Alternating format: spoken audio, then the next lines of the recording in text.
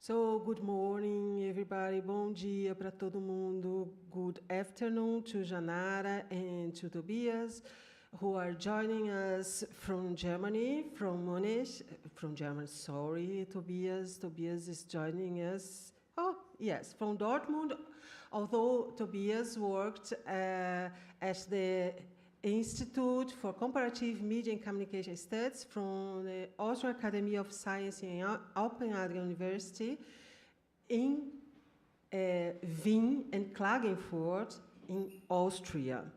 So I'd like to introduce you our speaker for today. Dr. Tobias Eberwein is Deputy Director of the Institute for Comparative Media and Communication Studies of the Austrian Academy of Sciences in the University of Klagenfurt, where he also leads the research group Media Accountability and Media Change. He also serves as president of the International Association for Literary Journalism Studies. Tobias held his PhD from the Dortmund University of Technology in 2013. Is this right, Tobias? Yes, that's right. Okay.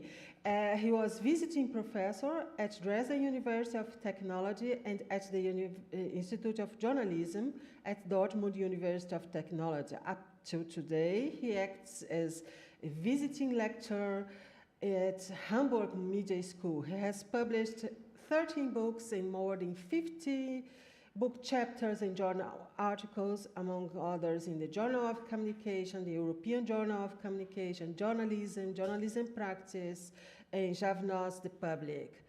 Tobias, you have the floor.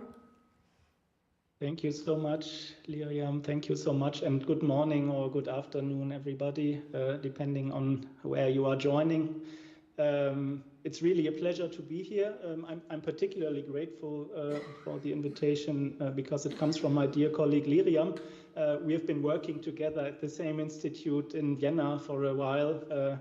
You may know that. And this lecture series, it's also for me a wonderful opportunity to reconnect and in fact also to present some of the research that has been going on in the past years at our institute at CMC, at the Austrian Academy of Sciences. Liriam already mentioned that we have a research group with a very specific title, Media Accountability and Media Change. Yeah? And I would say this is a research unit that explicitly focuses on current issues of communication ethics and media responsibility. We are doing that from a comparative perspective, and in that regard, I would say it's a pretty unique research unit in Europe, as internationally comparative research is still not that common in the field of media ethics and media accountability. And with my talk today, I would really like to give an overview over some of our key research strands over the past decade. I will try to explain our conceptual approach, but also and mostly summarize some of our empirical research results. And for me, this is really a fascinating task because at conferences, when we are at conferences, we usually give those small 10-minute, 15-minute presentations, but the broader picture usually gets lost. Yeah, but today is an opportunity to take this broader view. So in the next 45 minutes or so, I will try to bring some of the bits and pieces together.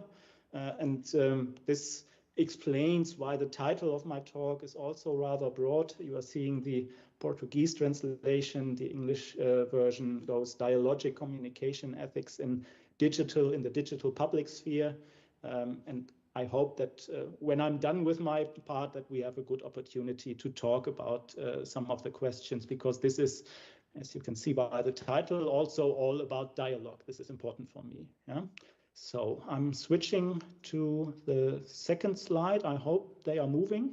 Yeah, I see in the background in Liriam's screen that they are. So first of all, maybe let me try to clarify why it is important to talk about communication ethics or media accountability at all. Is it important? Of course, I have to say it is important, but I will try to convince you to think the same.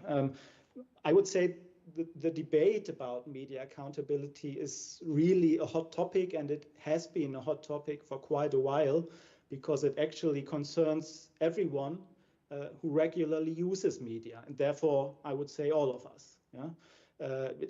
It is largely undisputed that the media and journalism, they play an important role in our society.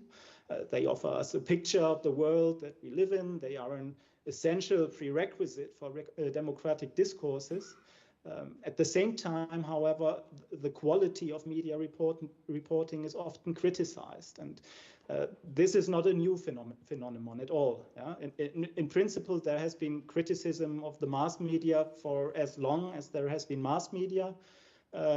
Today, in the so-called digital age, the number of critical voices is increasing, and current problems such as debates about fake news, about hate speech in digital communication, or also the particular challenges posed by artificial intelligence, these problems, they are giving rise to a new criticism almost every day. Yeah?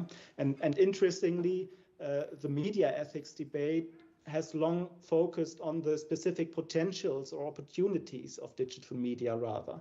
And indeed, of course, we can all confirm that digitization naturally brings along many new advantages.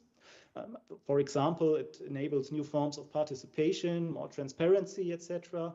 You can ultimately even speak about a democratization of journalism. But on the other hand, there is now increasing evidence that these innovations all too often turn into the opposite, and they are instead confronting journalists with new kinds of ethical problems. And some of the keywords have already been mentioned: fake news, hate speech, algorithms, etc. So these are all related to new ethical challenges. Yeah? And this discrepancy, on the one hand, new ethical challenges, on the other hand, new potentials for media practice and media self-regulation, this discrepancy is really supposed to be in the focus of my talk today, because I consider both of them, both sides of this discrepancy, as two sides of the same coin. And this is also demonstrated in the agenda that I've prepared for you. You can see it on this slide here. I would like to start with a short theoretical introduction that discusses key terms or key concepts and important definitions in my field of research.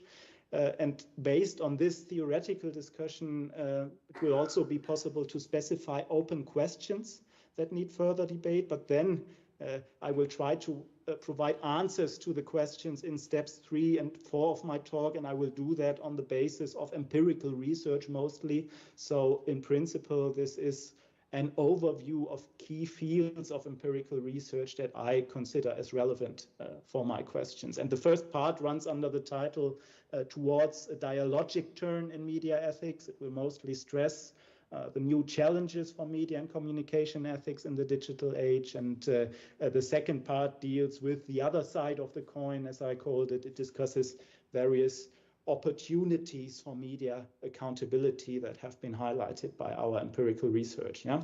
And finally, I will try to collect some conclusions, but also give a very brief outlook on a new collaborative research project called DIACOMET that we recently started together with 10 other European partners, because it is closely related to what I've been summarizing up till then. Yeah. Before we get there, it is important to have a clearer understanding of some of the key terms that I have been using. Yeah? And you can see them on this slide here. They relate to the theoretical literature that is relevant for my research, and they are media ethics, media self-regulation, and media accountability. Yeah? The latter is rather hard to translate, actually.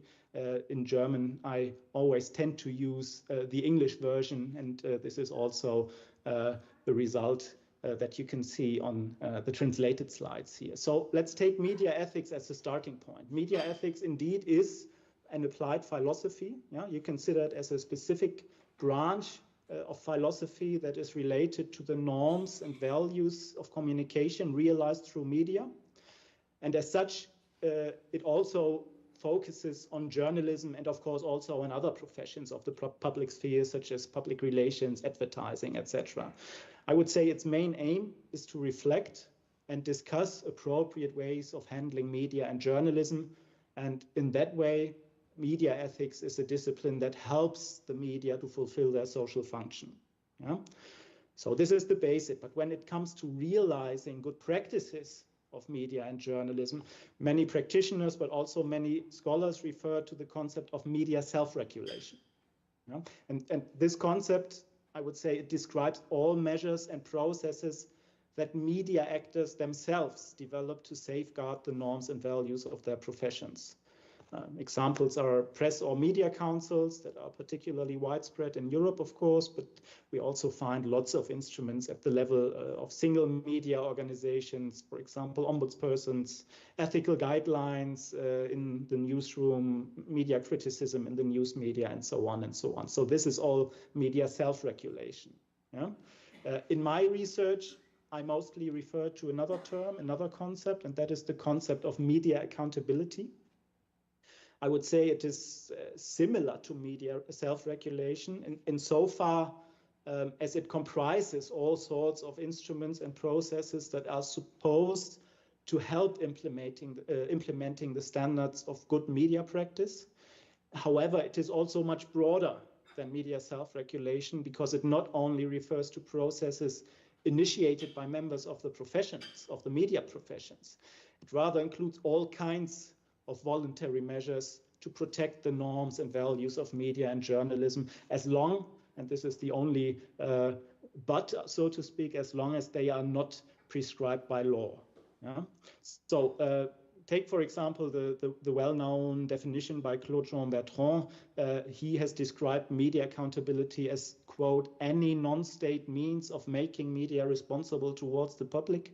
Yeah? Media accountability is any non-state means of making media responsible towards the public. And this is an approach that I consider important in a digital public sphere, because as we all know, it's not just the media professionals that are responsible for public communication. There are many other stakeholders that are just as relevant in the discourse about good media practice. And this certainly also includes the audience. Yeah? The problem is, if you look at the ethical literature in the field, a large part of this literature about communication and media ethics, it does not make this explicitly clear. Yeah? Take a closer look, for example, at the history of journalism ethics. I think that this literature shows quite well that media users have long been underrepresented as a point of reference. You don't find many hints at media users in the literature from media ethics. Yeah? And this cause is the cause for this problem. It probably lies in the evolution of mass communication theory, because in traditional mass media, of course, you all know this, communication was usually and for a very long time understood as a one-way process. Communicator distributed media content to a passive group of recipients, while this so-called dispersed audience remained a mere object. Responsibility was then only attributed to the producers of journalistic offerings. And you can see this in the ethical discourse very clearly. Of course, it's a one-sided understanding of mass communication, and it has often been criticized also by media ethicists. Christians, for example, he dismisses the notion of a passive audience, and he stresses the collective responsibility also of audience members for the media. My German colleague, also from Munich, actually, Rüdiger Funiok, he even goes one step further when he identifies different areas of responsibility for media audiences. He wrote a very nice book about that. And I would even go one step further. I would say in the digital age of today, the relevance of the audience as a stakeholder of media accountability, it becomes even more obvious, yeah? Because more and more media users are demonstrating their desire to participate in a discourse about the quality of journalism. They do so in critical comments, in journalistic comment sections. They do so in media blogs. They do so on social media, etc. And this is one of the reasons why, for example, Jane Singer points out that many normative discussions about the future of the profession actually postulate a shift from, as she calls it, traditional gatekeeper ethics on the one hand, toward a novel kind of relational ethics or relationship ethics. I've seen both terms in the literature. And this is an important step forward. So, and I would say that this trend, it calls for a refocusing of the traditional ethical discourses about the media audience. In fact, there seem to be many good reasons to introduce a new ethic, an ethic of dialogic communication, as I would describe it, which is relevant for media practice in digital media surroundings in various forms, in various guises. And this leads me to the so-called dialogic turn that I have mentioned before. Such a dialogic turn would imply letting go of the paternalistic ethics designed to protect passive media users. It would instead make it necessary to conceptualize media users as active producers. This term is well known, which has been coined by Axel Bruns. We are talking about active producers that are on an equal footing with other media actors, and this also needs to be reflected in the ethics discourses in our field. And this is why I consider, coming back to my key terms, this is why I consider that the concept of media self-regulation is too narrow to adequately describe the processes of applying media ethics in the digital age. We need to go one step further from media self-regulation to media accountability. The literature about media governance usually differentiates three types of regulating the media. There's state regulation, there's co-regulation, and there's self-regulation. In the digital public sphere, however, we need to take into account the active role of other stakeholders than journalists and state actors.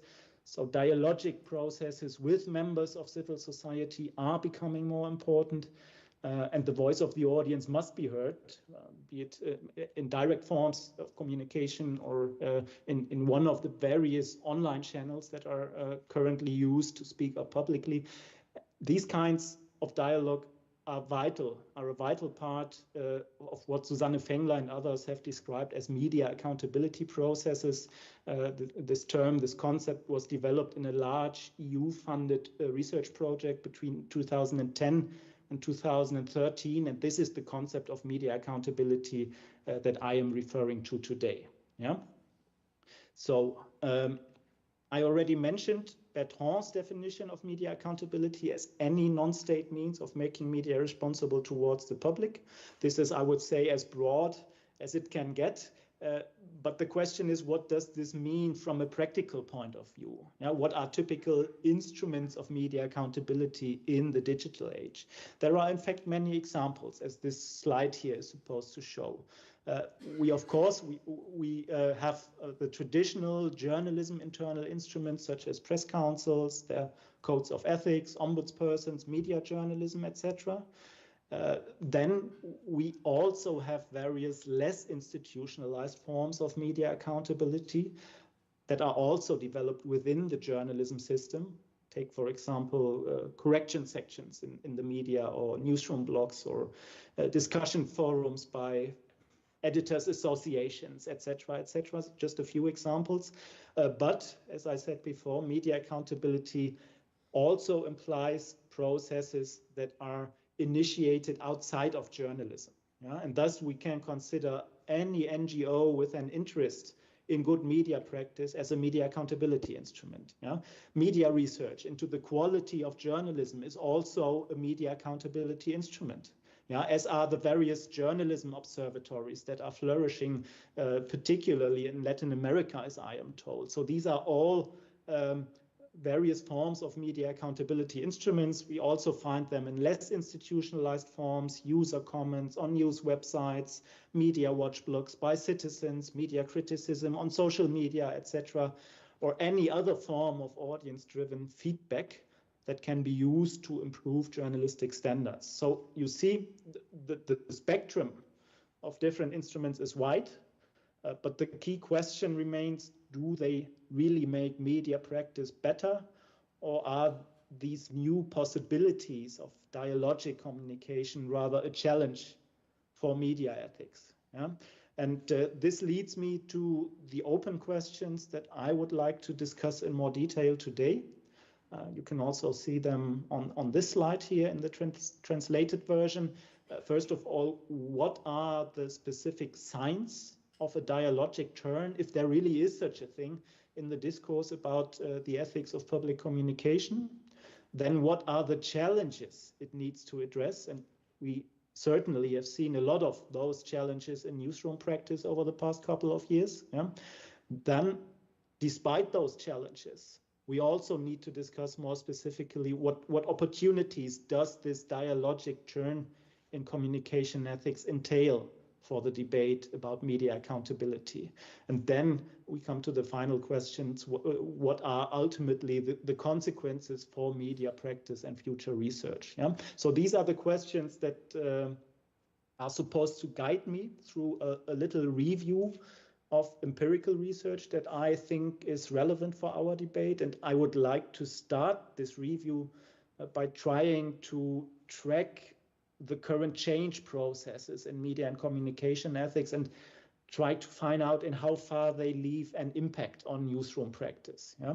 And in a first step, I would just like to present the results of a series of qualitative problem-centered interviews that I think are helpful in this regard.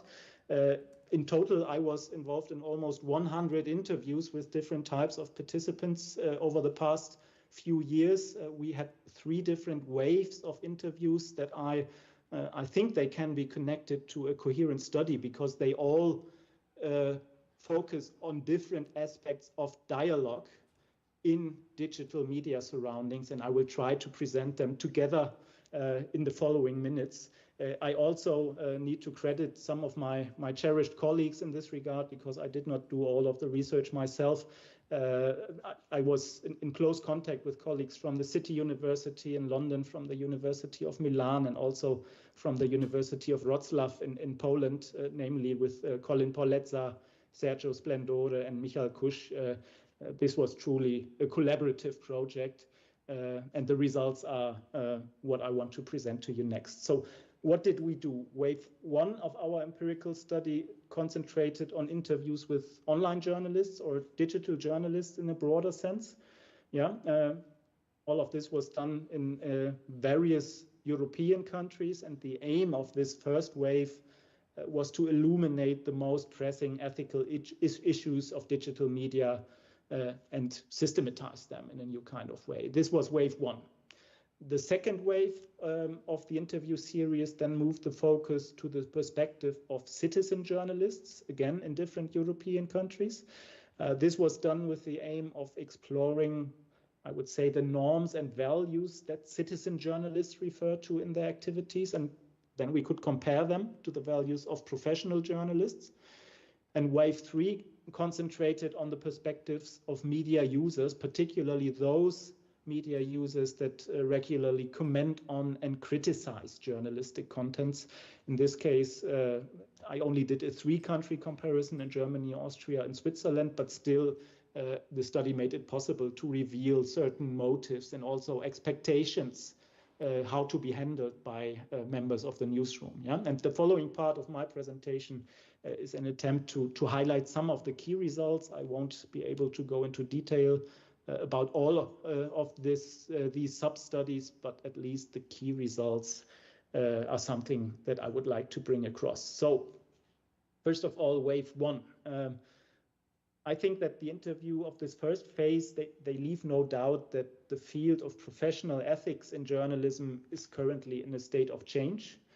And this state of change is induced by the digitization of journalistic work processes. Digital journalists are confronted with many new challenges, new ethical challenges. Some of them have been known for a long time, but some of them have also been completely unknown in analog newsrooms, and they are by no means restricted to the implications of dialogic communication. On this slide here, I listed some of the most conspicuous results. First of all, there are increasing requirements of journalistic accuracy. I think that this is particularly important in the context of internet searches, but also when links to external online contents are posted. Then second, there's the necessity of new measures of newsroom transparency, for example, with regard to the management of errors or corrections, which is also an interesting field. Third, we have talked about new difficulties with the separation of editorial content and advertising, for instance, issues related to the so-called native advertising. There are problems with digital long-term archives, above all in the context of a right to be forgotten.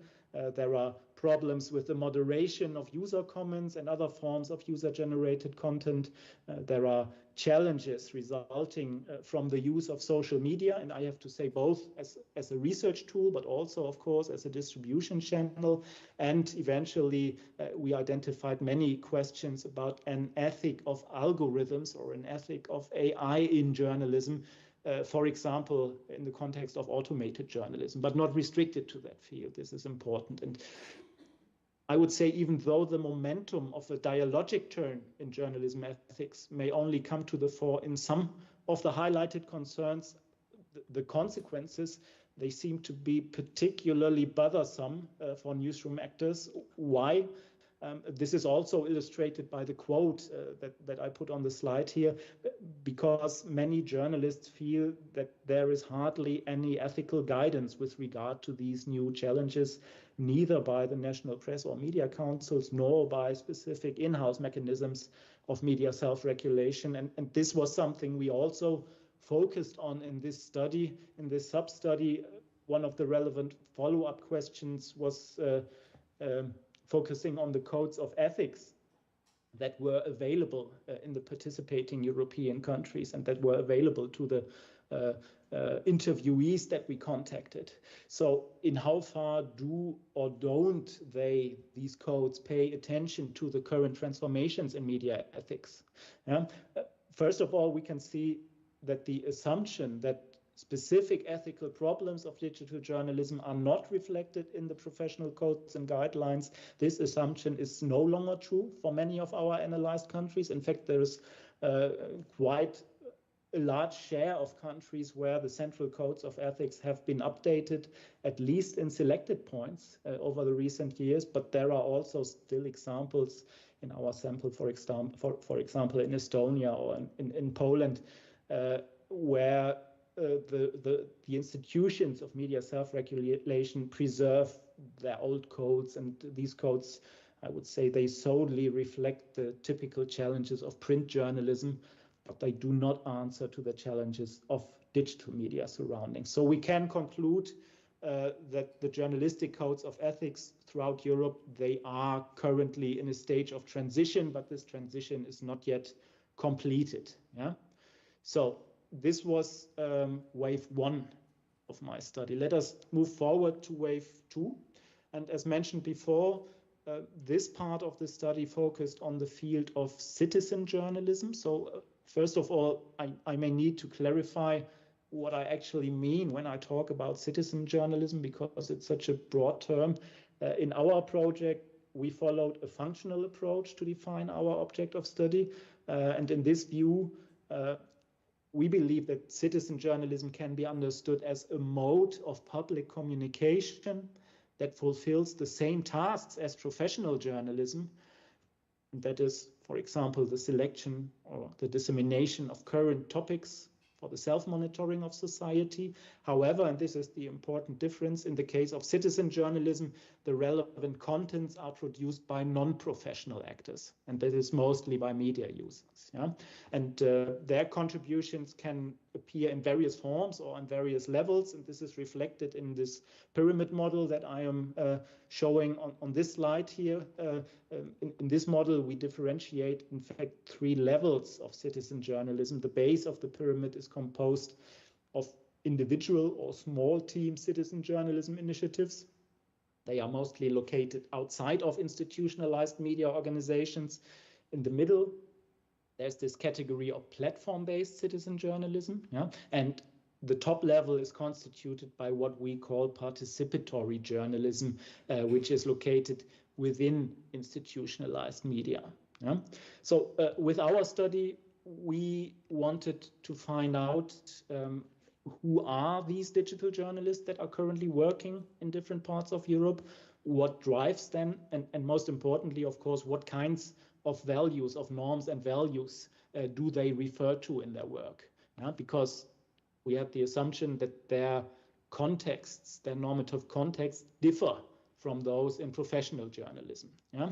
And considering that this group of citizen journalists is in fact a very heterogeneous group, it may be not surprising that their notions of journalistic ethics, they also differ considerably, actually. Yeah, so when asked what were the most important norms and values that influence their engagement as citizen journalists, one group of participants pointed to concepts such as truthfulness or accuracy or objectivity or impartiality. Yeah? And I would say those are the quality criteria that have long been shaping the discourse about journalism ethics in many democratic societies for decades, actually. But another group of actors that we interviewed, they perceived norms such as transparency and responsiveness as playing a much more important role. And I take this as another hint to support the assumption that the ethics of journalism are going through a transformation process right now in the digital era. And so the question was, which rules and guidelines are now governing the ethics of digital citizen journalists? And our interviews revealed at least 5 different themes. I listed them also on this slide. A large number of citizen journalists hardly differ from professional media practitioners in that they are committed to established ethics codes in their field. For example, the German press code. We also did some interviews in Germany, and they said the German press code, it's our reference, no difference from professional actors at all. However, quite a few citizen journalists distance themselves from established directives of the press councils, and they sometimes they have developed their own proper codes of conduct for their own citizen journalism projects. Other citizen journalists, in turn, are reluctant about generally binding codifications of quality standards. In their cases, they rather solve ethical problems on a case-by-case basis. Yeah? And they trust their own judgment on the one hand, but also a selective adoption of universal ethical norms on the other hand to make value judgment, completely different procedure. Then still another group, some citizen journalists seem to dismiss any responsibility for normative claims, and they instead introduce the audience as a point of reference. This is also an interesting procedure, I would say, because from this perspective, ethically correct is what the users of a website consider to be correct. And in this approach, quality standards are forming between all involved actors in a continuous negotiation process. And this is inherently incomplete. It's a process that never stops or can never lead to permanently valid guidelines. It's an ongoing process. It's a debate. And this also is a departure from our usual understanding in journalism ethics. And finally, this is also relevant. A few citizen journalists interviewed for our project, they admitted that journalism ethics are fundamentally irrelevant for them. Yeah? Their publications, they lack a discernible foundation of values, and we can now debate whether this is journalism, after all, citizen journalism, or any journalism, but the departure from the norms of professional journalism is very clearly visible. This is the important lesson. So this was phase 2. Yeah? Let us depart from this part of the research and move to wave 3 of our interview study.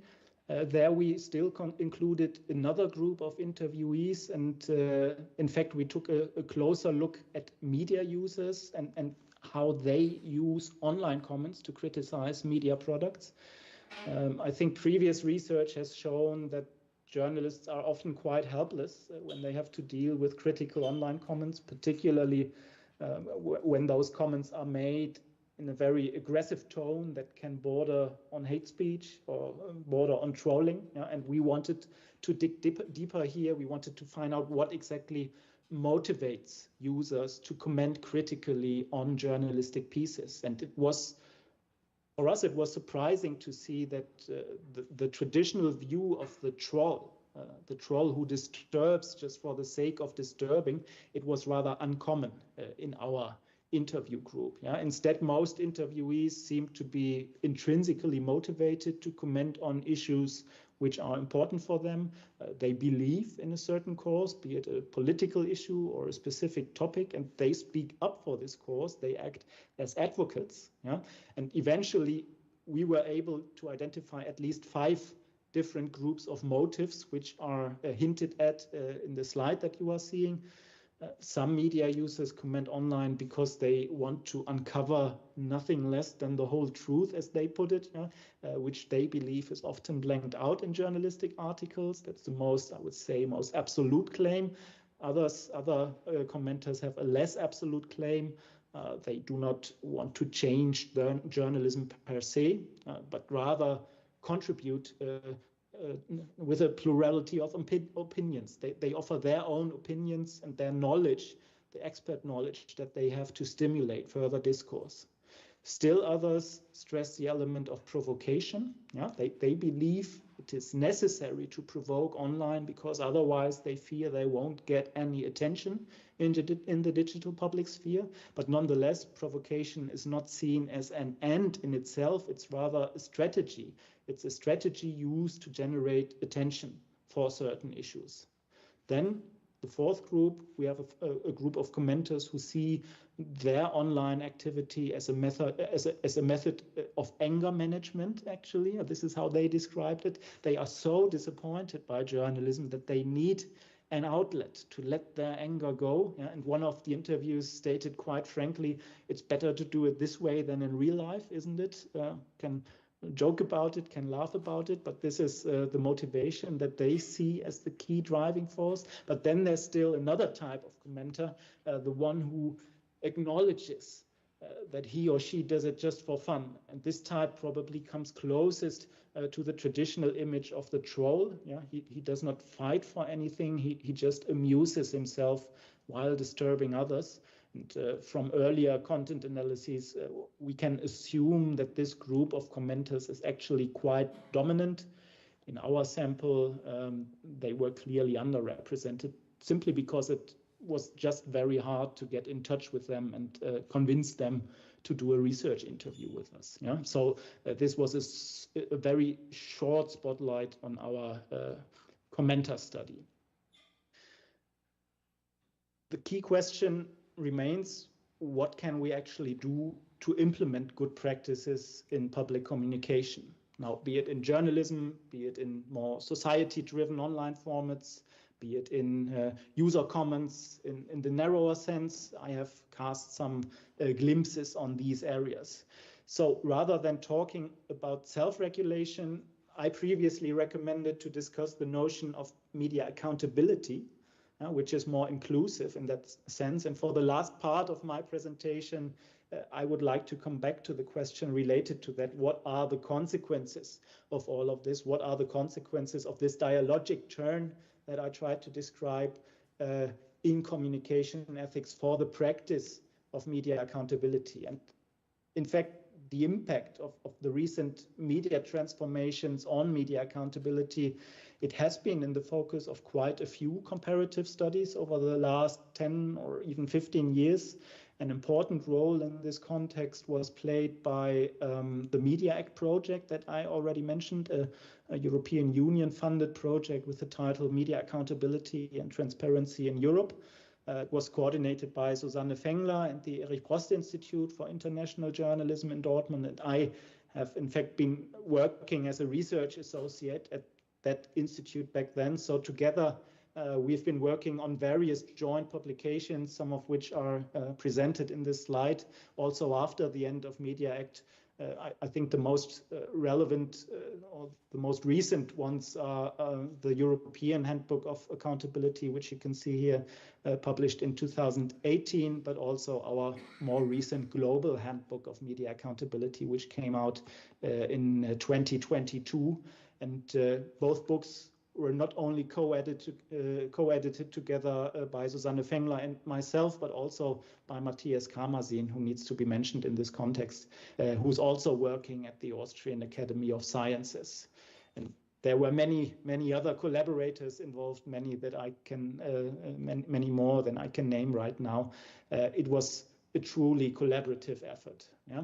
The following slides are an attempt to summarize, would say, some key findings from all of these publications, and they do show opportunities for media accountability in the digital age, and this is what I want to summarize and what I want to hint at. Yeah. So first of all, we were able to refine our inventory of different media accountability instruments around the world. So after collecting different examples in the course of our research projects, we propose to summarize them in our so-called 5-frame model of media accountability. This is what you see here.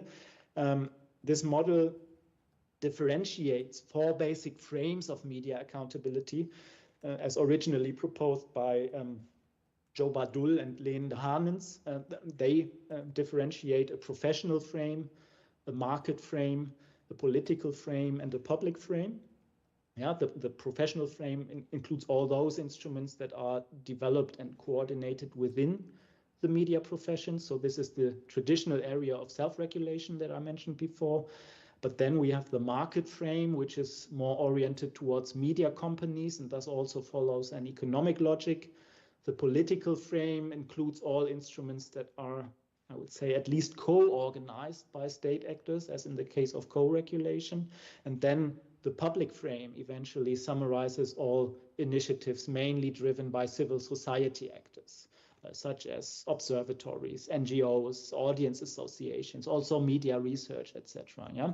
These are the 4 frames by Bardul and de Haanens. And for our global handbook of media accountability, we added a 5th frame, hence the 5-frame model.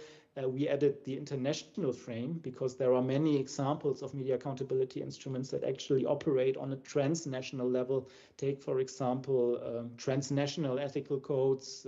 Take the example of donor-funded NGOs that are actually a cooperative of different journalistic cultures that are in operation. So there are many examples in that regard, and this is supposed to be summarized by our 5-frame model. Yeah. In addition to this model, we were also able to identify a broad bandwidth of different instruments that are, so to speak, a brainchild of the digital age. Yeah, media accountability has moved into the digital realm. I said that before. And a qualitative study coordinated by our Finnish colleague Heikki Heikkilä, this study has demonstrated that there are quite a few instruments that make specific use of the possibilities of digital communication. We differentiate them according to the phases of the news production process. Hence, you see this differentiation between actor transparency, production transparency, and responsiveness. And in particular, the category of responsive media accountability instruments. This is relevant for our theme because those are the examples that may foster dialogue between different stakeholder groups. And this chart also highlights a few web-based instruments that are specifically engaging journalism external actors into the debate about journalistic quality. And this is also, of course, important in terms of dialogue. In the course of our Media Act project, we were also able to investigate the impact of different media accountability instruments on journalistic practice. So how effective are they after all? We conducted a representative journalist survey with almost 1,800 participants all over Europe, and we asked journalists how would they rate the influence of different types of media accountability on their everyday work, on their daily work. Yeah? And the results, I have to say, are rather disillusioning because, as this chart here shows, only 20 to 30% of all journalists consider, for example, press councils to be an effective means of media accountability, and that's certainly not very much. Yeah?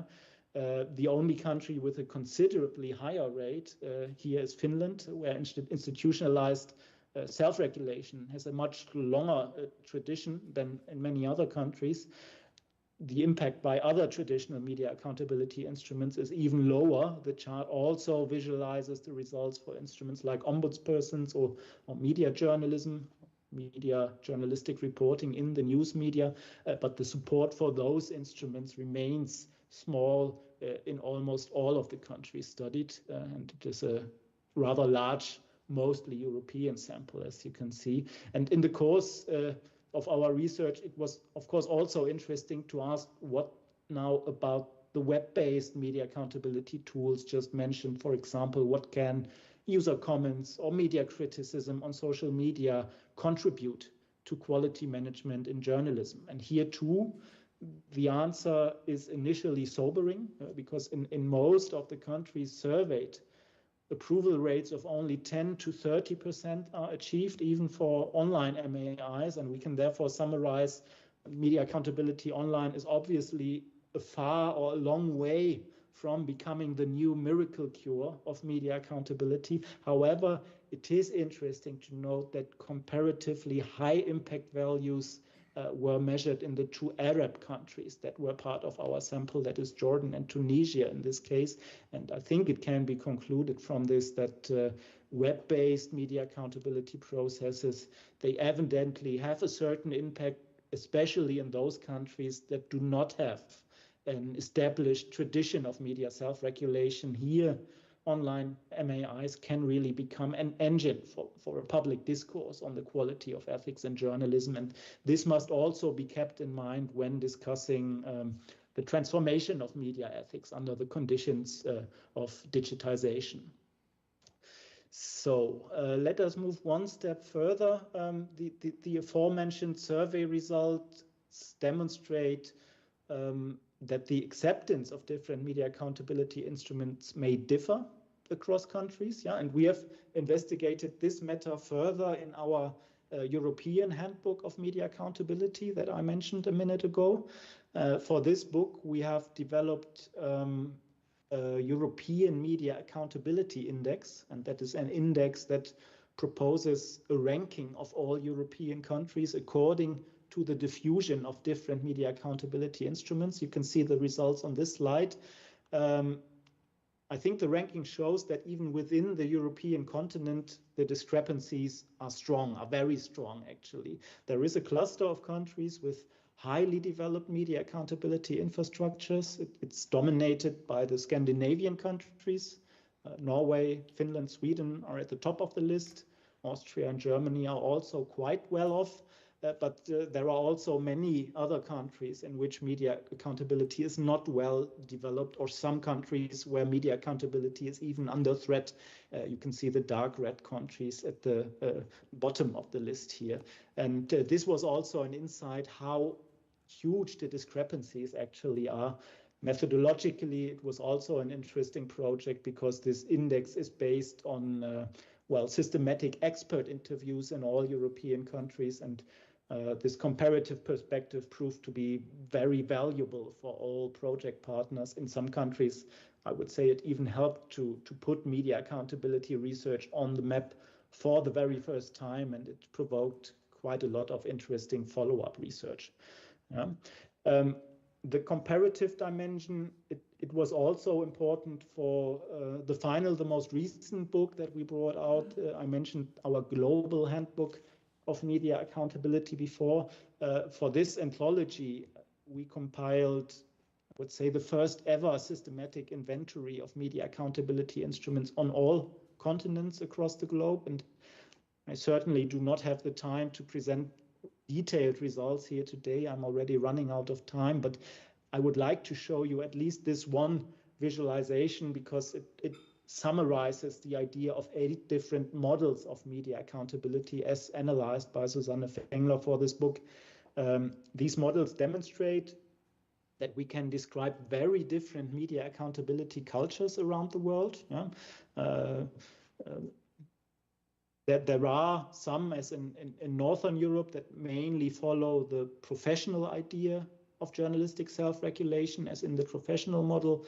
Others, as in the company model, are rather business-driven. Others are strongly influenced by political actors, of course. In some cases, even so much that we can hardly talk about voluntary media accountability anymore. Still other media accountability systems, as in the public model, see civil society actors as the main point of reference. And I'm told from fellow researchers that particularly Brazil offers some very interesting examples in this regard. And I would be thrilled to learn more about this. Maybe this is something that we can discuss in more detail after my talk. And maybe this is a good keyword. So let's come to the conclusions. I will try to summarize what can we all learn from this eventually. What have we seen? I think we have seen, first of all, that an ethic of public communication, which is based on the conceptual distinction between producer and user, this is no longer appropriate in the digital age. This is the one lesson, which you can also see in the theoretical discourse. Instead, it has become clear that a broader ethics of dialogic communication would make it possible to address all actor groups and all types of communicators, both professional and non-professional, that are relevant in this discourse. Yeah? By having a closer look at the empirical research in the field, we could find out in more detail how this dialogic turn actually looks like, how it unfolds. And I think that the research that I presented, it also provides initial suggestions for the question how such a concept could be implemented. For example, from the perspective of professional communicators or citizen journalists or media users, despite the various challenges of media ethics and dialogic communication, I hope that I could also show how let's say comparative studies highlight new potentials for the practice of media accountability, and this is particularly relevant in a digitized public sphere. However, we could also see from my very last slides here that effective models of media accountability, they need to take into account differing context factors around the globe, and we are only starting right now to learn what these context factors are. We are starting to understand how this knowledge that we are collecting can help to implement effective media accountability measures in all parts of the world. And the good news is, and this is my very last slide that I am showing, the good news is that we are working on it. We recently started with a new comparative research project, again funded by the European Union. It has a rather long title. You can see the translation here. The English version goes Fostering Capacity Building for Civic Resilience and Participation, Dialogic Communication Ethics and Accountability. So a rather long title. The short title, the acronym is DIACOMET, which you can see on this slide too. It includes 10 European partners, not only research institutions, in fact, but also NGOs and media partners. And within this project, we want to develop a concept of dialogic communication ethics, which could provide a framework for a more inclusive model of media accountability. This is our aim. And this also includes the development of a new code of ethics that we actually want to develop within this project. We call it a civic code of good communication conduct, because as we have seen in the first phases of our research, existing codes, they seem to blank out these dialogic issues. There are very few hints in the existing codes throughout Europe that tell us what are actually good practices of dialogue. Media users are of course important, yeah, but media professionals, they hardly pay attention to that. And this is something that should be codified, that should be put down in a guideline that could be used both in traditional newsrooms, but also for other communicative settings. And this is something that we are working on. There are other very interesting outputs that I am hopeful for. For example, there will be an interactive dilemma game that is currently under development. There will also be a forum for learning and discussion on our project website. I included the link here, diacomet.eu. So as I said, quite a few interesting outputs ahead. I'm very much looking forward to this process. For today, it's a bit too early to share concrete results, but if Liriam invites me back in 2 years or so, I maybe have more details. This is why for today, I would say thank you very much for the patience. I used all the time that I was promised, and I'm very much looking forward to your questions now. Thank you very much. Thank you very much, Tobias, for this presentation. I learned a lot when I was translating it, and I think our students have also a lot of information about media accountability in Europe and now. And I think we have some difference, particularly regarding the press councils, but I guess we are going to discuss this further. And now I'd like to give the word to Janara Nicoletti, our commenter today. Dr. Janara Nicoletti is journalist, so and held her master's and doctoral degree from the Federal University of Santa Catarina. Currently, she is a researcher and temporary professor at Ludwig-Maximilian-University, Munich. Janara is also an associated researcher at the Erich Brost Institute for International Journalism at the Technical University Dortmund and at the Journalism Ethics Observatory, we know as ObjETHOS, at the Federal University of Santa Catarina. Janara, the floor is yours. Thank you very much, Liriam. Thank you very much, Dr.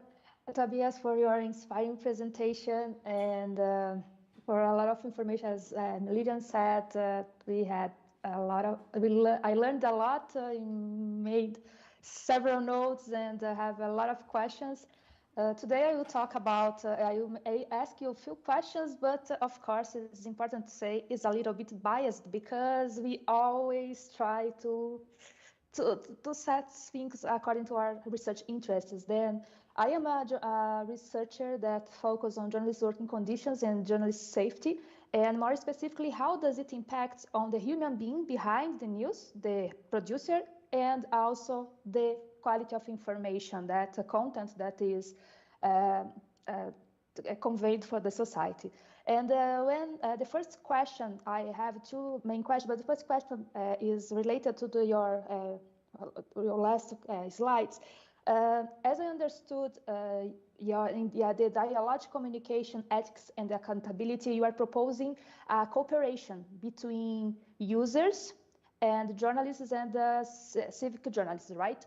But how to deal with the, we are talking about a cooperation, but currently we are seeing a lot of adversarial behavior, journalists being attacked, these instruments that you listed as possible tools to improve the accountability and bring this digital accountability are also used and have been used a lot as tools to target journalists, civic journalists, especially those that work with more sensitive topics. And it is something that a lot of journalists and professionals of communication are reframing to use this type of tools because they need to protect themselves in their lives.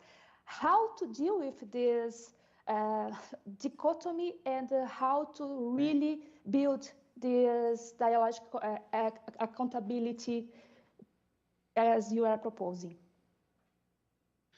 It's of course a good and relevant question. I'm well aware of this dark side of the coin, this example of dark participation, as it has been described in the academic literature, and it is an issue that everyone has had to deal with if he or she is involved in digital discourses. There are always voices that border on hate speech, that border on what is acceptable in good dialogues, and of course this is the biggest problem that we are facing at the moment. in media ethics. Our take within the DIACOMET project is that we want to moderate, that we want to find and identify possibilities to moderate. And one of the key values that we have identified so far is the value of listening. Yeah? And this implies listening on both sides. Yeah? It implies listening on the side of the commenters, the critical commenters that may, in a first impetus, put forward nothing but hate speech. And this is nothing that we can react to sensibly. We should not be exposed to that, of course. But our experience in the interviews with critical commenters was that this is often only a very first impetus that is used to provoke in a way, that is used to generate attention.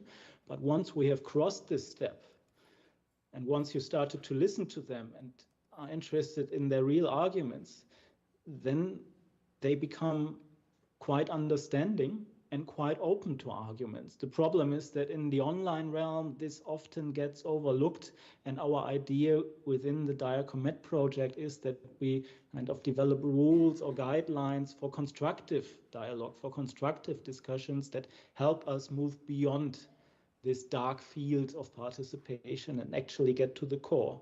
Because what we learned, we really learned this in our interviews with critical commenters. Even if they are loudspeakers, even if they are aggressive, even if they seem to be persons that you do not really want to engage with in the first place, they often have some very interesting thoughts to share, and only listening to them will enable us to understand that. On the other side, of course, listening applies to the user side as well. And this is something that may need to be stressed more further. This is why we are not developing guidelines for newsrooms, but for all communicators, all stakeholders in public discourses, and try to show them in that way how good dialogue could take place in the online realm. The question is, of course, how can we implement it? Because we certainly do not want to create another, I would say, media council or communication council. We have enough of them all around the world, and there are good critical points when the debate about those councils come. We certainly do not want to institutionalize this, but developing forums, developing guidelines, even just developing incentives that lead us to reflect what's happening in the online realm. This might be a first step. It's a hope for some good sense. It's a hope for some understanding. Maybe this is naive. Maybe this doesn't work at all, but at least putting it down and collecting ideas, collecting good hints in that regard, that might be a first step. And this is something that we are currently trying to achieve with our DIACOMET project. Thank you very much. And just a follow-up for this question. Do you already interviewed for other projects journalists, citizen journalists, commentate, people, audience? Did you interview stakeholders? In the case, more high hierarchy of journalists, of media companies, for example, because sometimes what we can see that is journalists are willing to really be more transparent, to really improve the quality of their work. But the organizational structures that exist, they just push them to a terrible working condition, and for that will impact directly in their performance, and will result in a lot of problems for them. And sometimes they are criticized by the public because they made mistakes, etc. I would like to understand, I know that you want something for everybody, not just journalists, and it's really important, but thinking in these more established organizations that use the best, okay, the standard of we are the holders of the quality, how its impact, how which role this type of organization should have to really make this type of accountability be effective. Thank you for this question. It's also a very relevant comment. In our previous interview studies, I would say we mainly focused on journalistic actors that really do the work in the newsroom. So it's not on all levels of the hierarchy, but this is something we actually plan to do for Diacomet. And there we have two streams of different interview studies. One is using focus groups to include not actually media actors, but all kinds of civil society actors, all kinds of stakeholders, so to speak, to just bring them to reflect what are key ethical issues in the debate, in the public debate right now. Yeah, this is the one stream, and the other stream is more organized in the sense of expert interviews, expert meaning with a relationship to media practice. And here we indeed intend to develop a very systematic sample, not only including, I would say, the usual journalists, but also decision makers, also those representatives of media companies that have a more direct interest in the economic side, also media politicians, also media self-regulation. So this is something in the making. And I think in that regard, it will be also something new in the field of media ethics research, because such a large systematic cross-country qualitative interview sample, I haven't seen that before, to be honest, and I'm very, very interested to see what we will find out. The main question for those expert interviews will actually be how can we hope, or in how far can we hope that if we develop guidelines for good public dialogue, in how far can there be hope that we actually realize them, that we put them into practice? So what could be mechanisms, what could be inclusive accountability mechanisms that help us to foster these rules? I think the rules are not the biggest problems. We will presumably agree quite quickly on certain values of communication that everybody will be able to agree on, at least some core values, but then realizing them, putting them into practice, this will be the challenging step. And I'm very much hoping for insights from these interview streams that we are planning. We have started, but it will be a long process, which will move on into the next year, certainly. Thank you very much. And I will make you a last question to give the opportunity for others ask for you other questions. It's something really focused on my interests. When I am confronted with the idea of discuss accountability, etc., I am always thinking which role poor working conditions, especially precarious working conditions, has on the accountability measures in the newsrooms.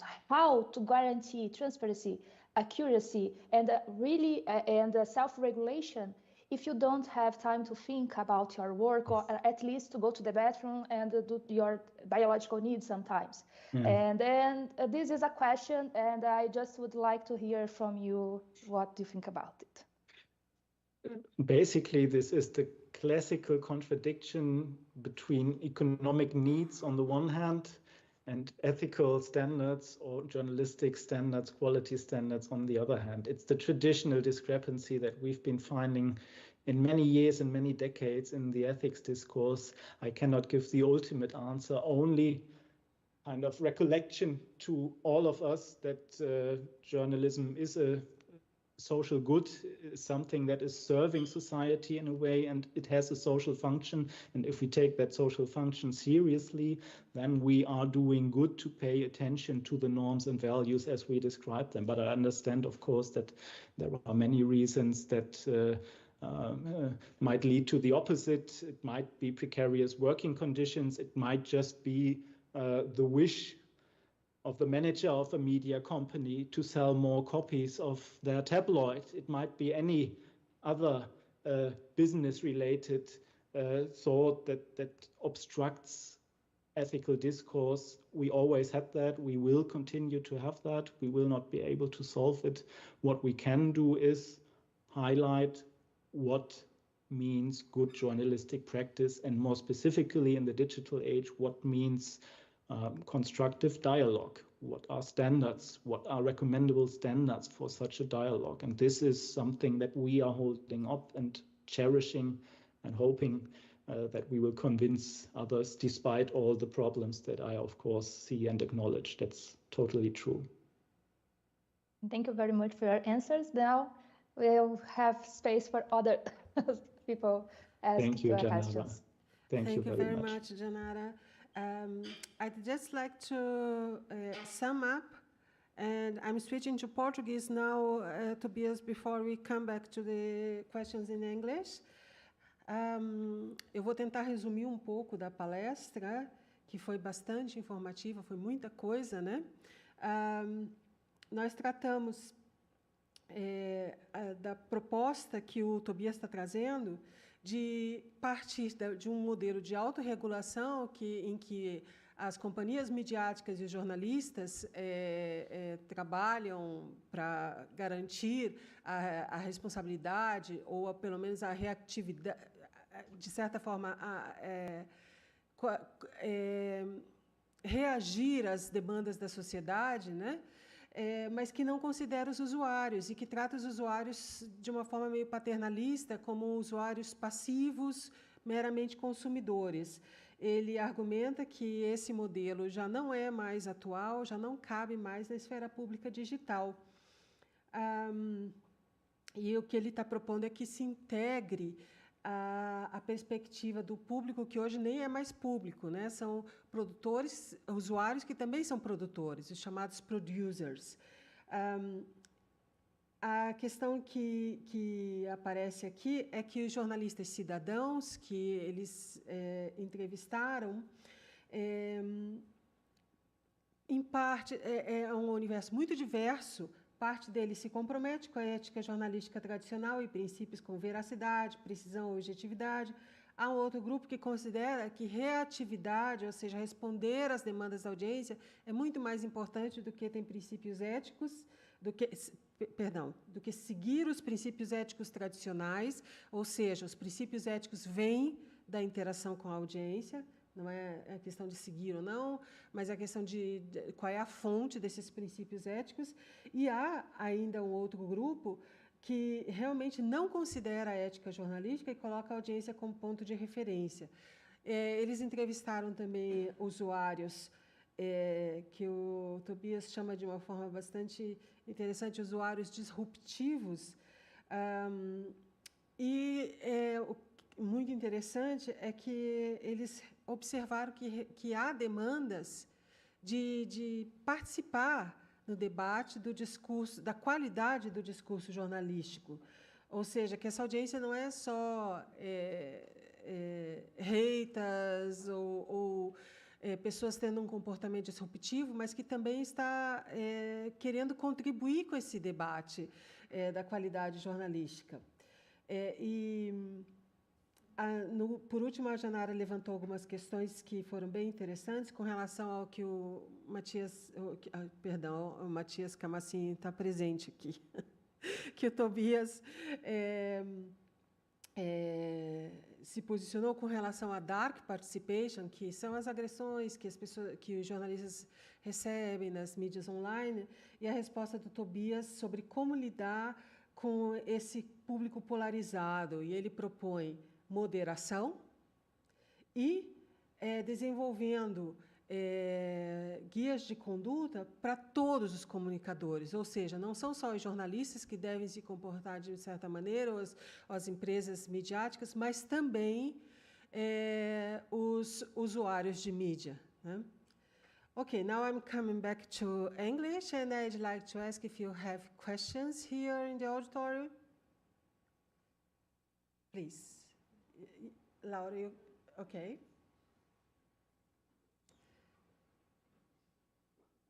You can try there. If it does not work, then...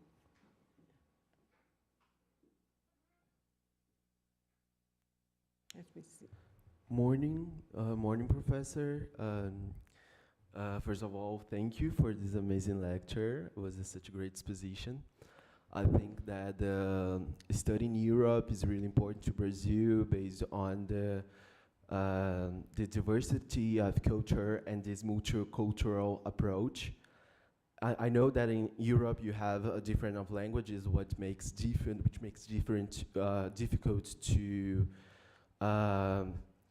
see a kind of a unity that you have here in Brazil, because we talk to different multicultural populations and communities in Portuguese. But thinking about this approach, you said about the perspective of audience that is not passive, and we have thinking about the ethics, this reflects the reflection on values, on different morals that are based on culture and different traditions. And here in Brazil, we have actors that are playing different kinds of communities. They have indigenous from African communities and so on. And these people are now putting in the place of an active position in the digital realm, right? And think about the perspective of these different values that are now integrated into the perspective of ethics of journalists. How these different actors, these multicultural actors, are changing the perspective of ethics of the journalists, and if these in another perspective, more vertical accountability, if these now is changing the way of creating public policies. I think it's that. I don't know if I was clear, but how we can see these two different accountabilities working. The first one of the multicultural approach, changing the ethics of how journalists are creating information and disseminating them, and how this, in other turn, is making possible to set agendas to the more high hierarchy of creating public policies and responsibilizing our leaders.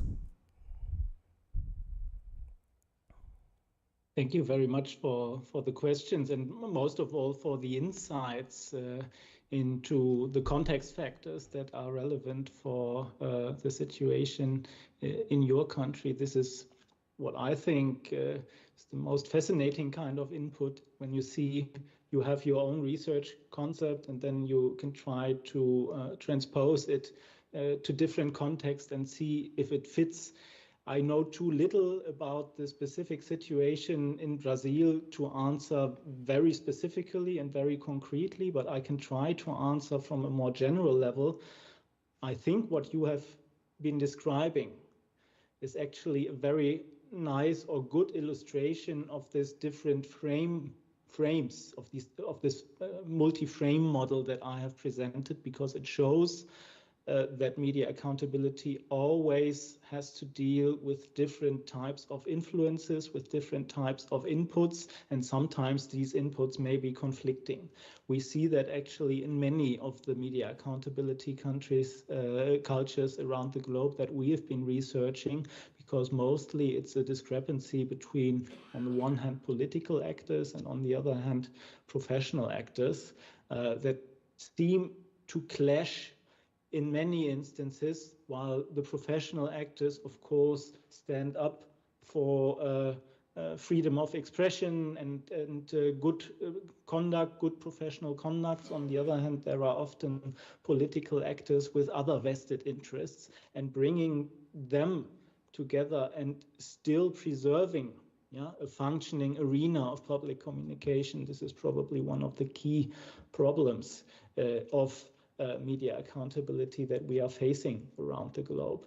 Now, I would find it very interesting to collect more of these multicultural settings or transnational examples of media accountability, because this helps us to actually put our models to the test. And I have the feeling that we are right in the middle of such a process.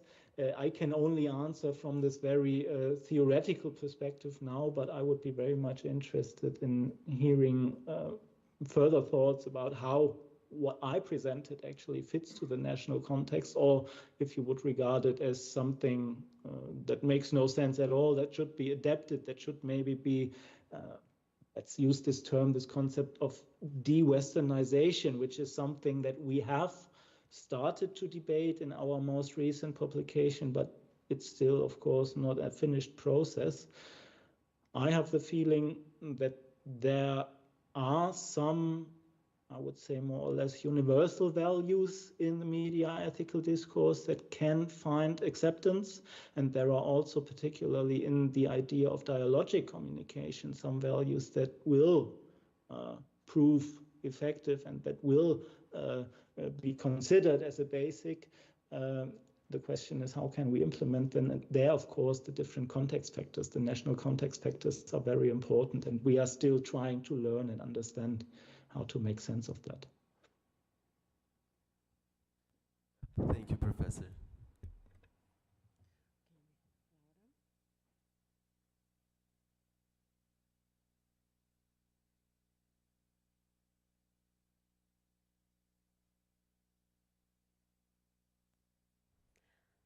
Hello, good morning, good afternoon for you, Professor Hello. Tobias.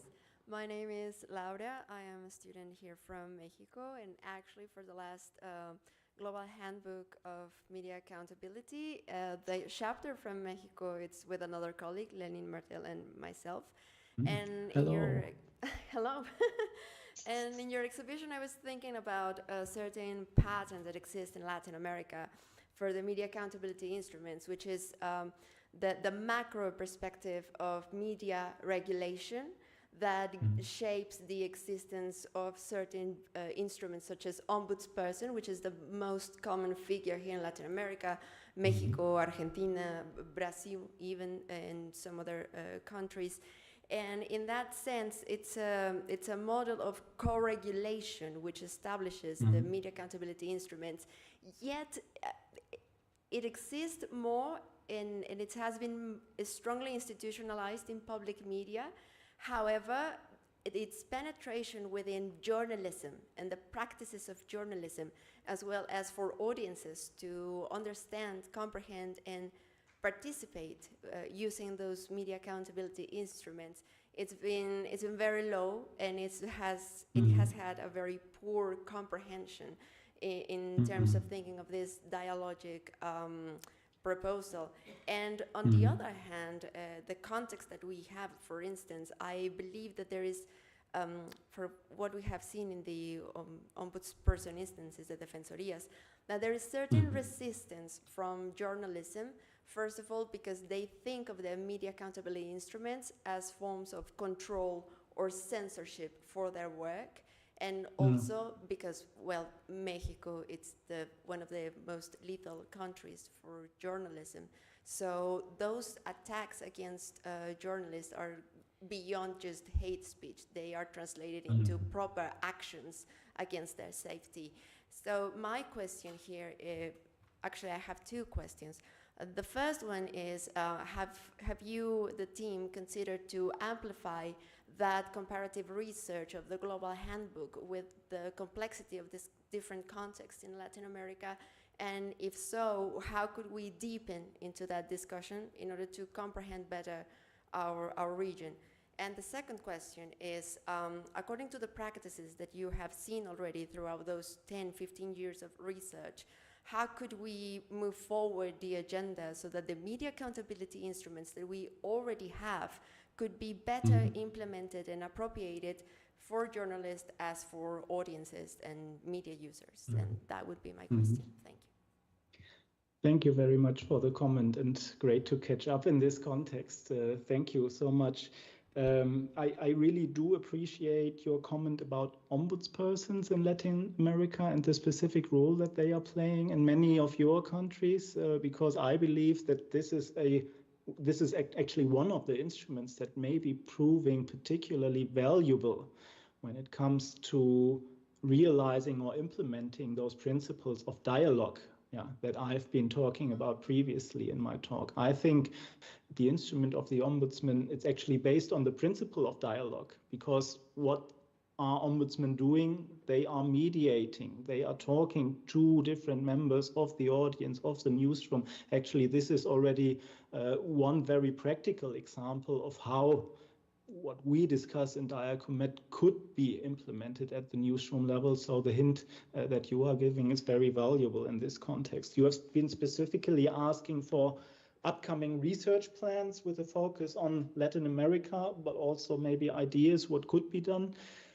To be honest, at the moment, I have no practical plans, or we, Susanne and I, have no practical plans together in this regard. But of course, we have opened the field and we have maybe collected a first overview. I would very much support any idea that helps to go into detail. And we have collected a large variety of ideas what could be done from a methodological perspective. And this is something I would value very much. I would be very much interested, now that we have those inventories of different theoretical instruments of media accountability, how are they judged in different journalism cultures, in different countries, also, of course, within Latin America? What about very specific journalist surveys as we did them in Europe, trying to understand what are instruments that could be approved by practitioners, but also by audience members, and what are the instruments that do not work at all? Why not a systematic quantitative survey to find that out? Why not try a more systematic inventories, not of a few selected Latin American countries, but all countries in that region of the world, to see how many similarities do we have, but also how many differences do we note in that inventory? Can we encounter best practices that work in some contexts, but not in other? Are there ideas that can be also implemented in a transnational process? What does work for one country does not necessarily work for the other, but identifying those best practices is something that proved valuable in our previous research. And of course, something like the idea, the research idea that we are now just trying out within Diacomet, moving forward to actually fostering dialogue, to improving dialogue.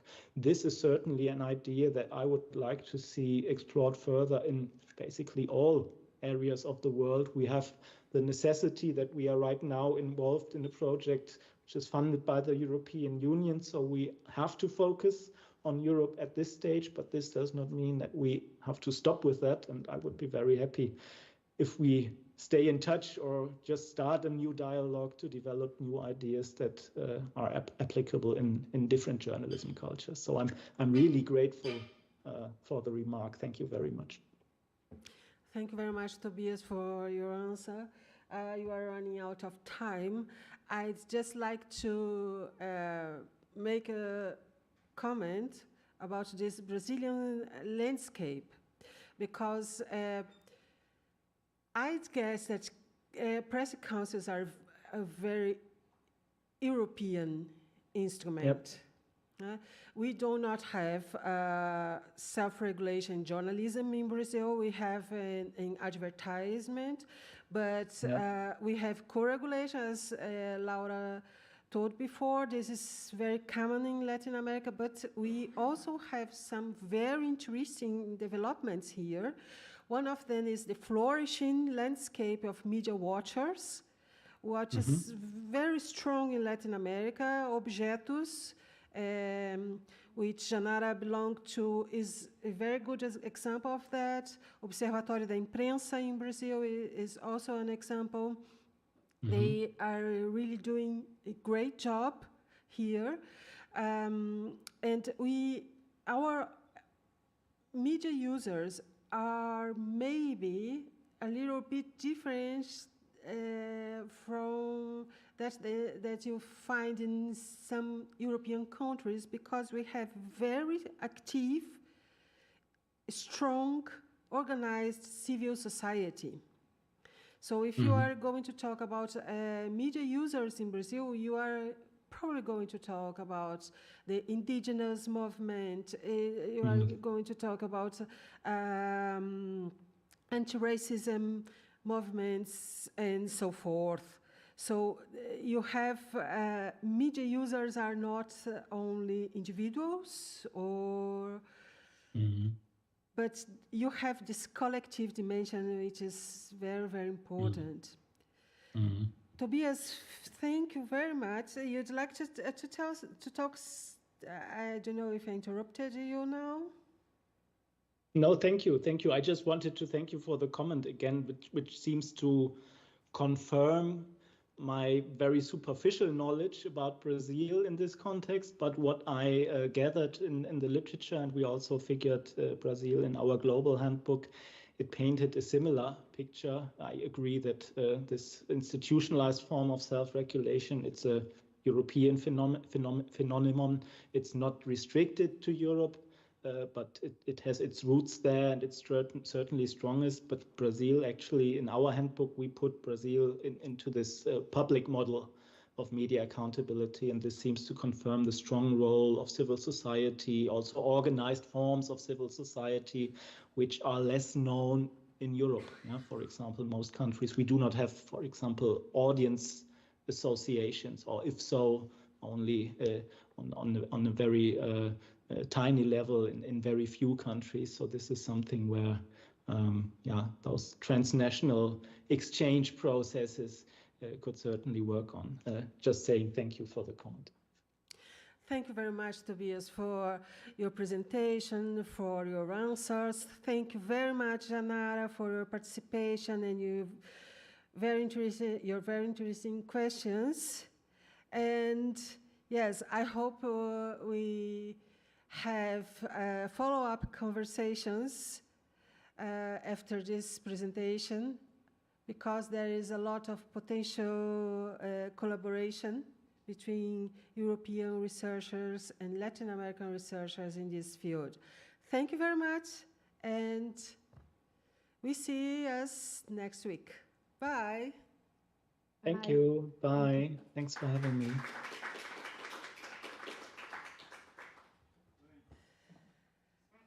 Ok. Muito obrigada, gente, por vocês ficarem mais um pouquinho.